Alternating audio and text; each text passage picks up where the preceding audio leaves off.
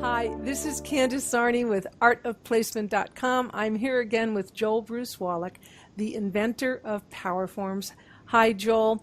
I got to tell you, I had an email from one client, and I get questions like this all the time, that they have so much on their plate that it's like they're totally confused. They have so many opportunities, so many directions they can move in, that they don't know which one to do, and they may be trying to do all of them, or they don't know they're stuck because they don't know which one to work on. So how can they clean this out and get clear direction on where they really need to be going and putting their energy? Candace, this is an energy issue. The thing is, if we look at it as something to think about, we get stuck in our thoughts, which are stuck already thinking about those thoughts. So we're going to talk about how can we get the energy back to center so that the natural clarity and intuition that everybody has can function. So I'm looking at my little aura chart, and I'm going to tune in to exactly what's happening with this kind of situation. We'll look at where's the energy stuck and how can the power forms bring things into balance.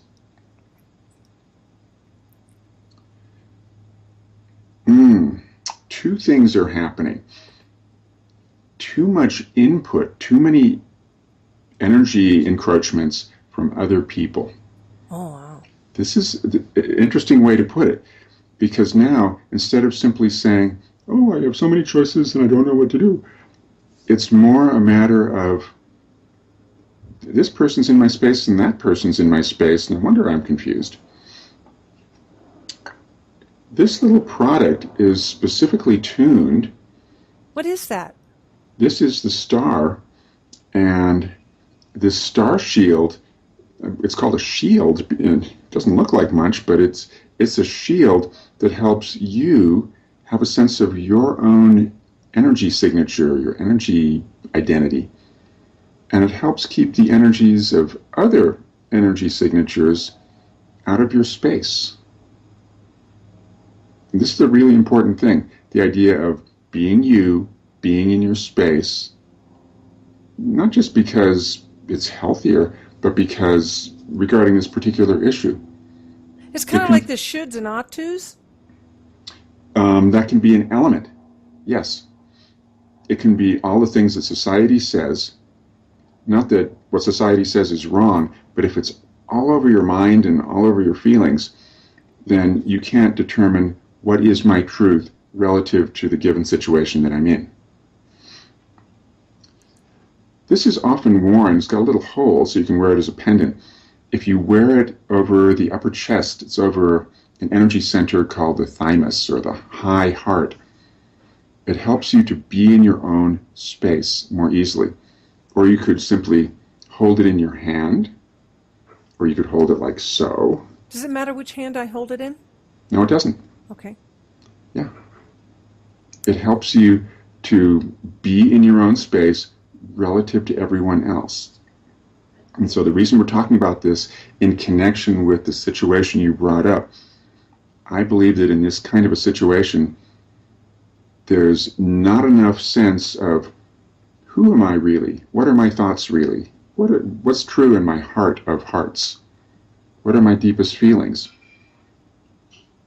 I believe that those truths are already there, by the way. Yeah, and I agree with you that there is that we know. We only ask a question when we know the answer. We just can't hear the answer. Right.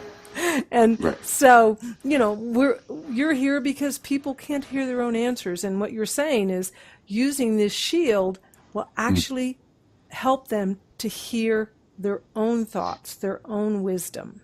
Yes.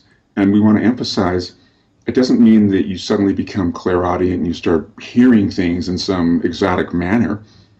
It just means that quiet knowing that at different points in your life has existed.